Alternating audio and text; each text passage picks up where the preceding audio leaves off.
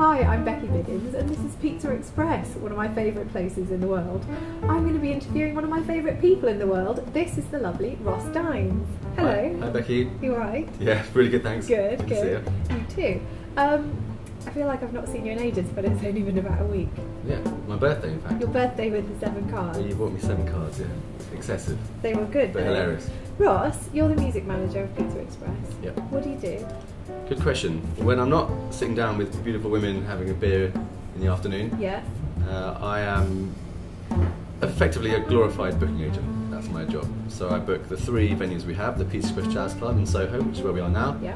the Pheasant Tree in Chelsea, and the Music Room in Maidstone. 3 clubs attached to restaurants and iconic parts of the Pizza Express chain and the jazz scene. And so this year, calendar year, I've booked over 870 odd shows. Wowzers. In 3 venues. In the 3 venues. That's a lot of shows. Yeah. It sounds like somebody's dream job. Yeah. It's amazing, you know, just kind of getting to hang out in a jazz club and Yeah. Well, I've met some of my idols, people I look up to. I've met some amazing people who I've become friends with. Regularly you get to introduce to lots of great musicians and real characters, real extremes of characters and emotions and egos.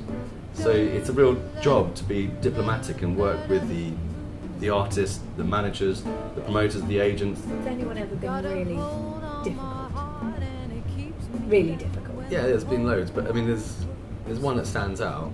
I won't name names. Don't name names. he's a piano player. Yeah, okay. Of the Cuban variety. Right, okay, that's enough. That's all you need.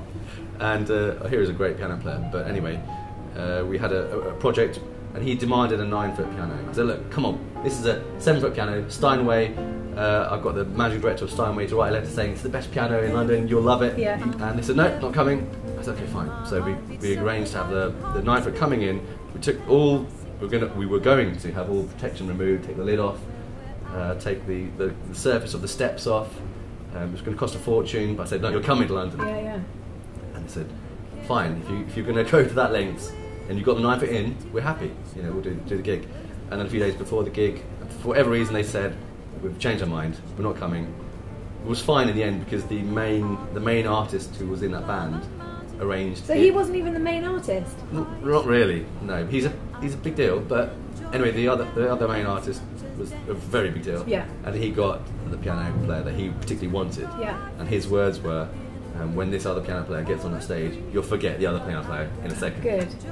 And so you did. If you're that other piano player. In Ross Dines' For musicians who are up and coming, perhaps don't have managers, what do they have to do to get a gig? Because I know you get asked this all the time, but Yeah. What do they do? Yes.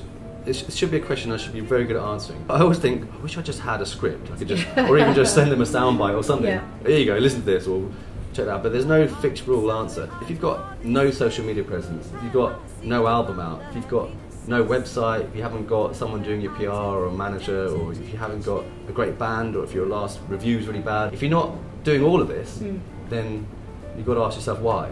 The good thing about having someone doing PR or having a manager or an agent is that those individuals representing you are putting their reputation, they're sometimes putting their money, and you know their experience into making it work and believing it will work. Okay. And if I just deal with the musicians directly, then there's a chance, you know, it's not gonna be the all guns blazing, the big success story that we're all after. Yeah. Oh, looks like lunch is ready. Oh, lovely. And to reach the highest peak, but I don't enjoy it So how does one become a music manager? I'm not sure if there's a particular track to be on to achieve music manager, but I was a sound engineer.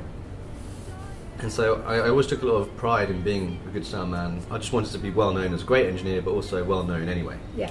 And so network. And then one day my boss said, Ross, do you want to book this venue? And I kind of knew that there was a chance that they might ask me to come in to look after this Soho venue.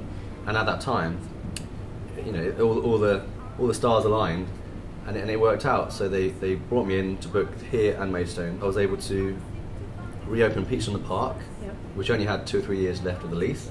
And when the letter came to the door saying, here's your 6 months notice, you've got to go, We sent the staff, we sent the piano, the lights, the sound system, the booking policy, everything to the Kings Road Peace Express, which had a basement which was not really being used.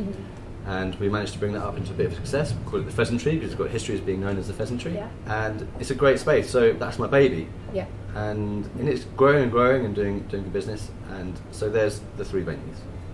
So maybe we'll get another 4th, who knows? That'd be exciting. That'd be cool. Watch this space. Yeah. So it looks like it's lunchtime.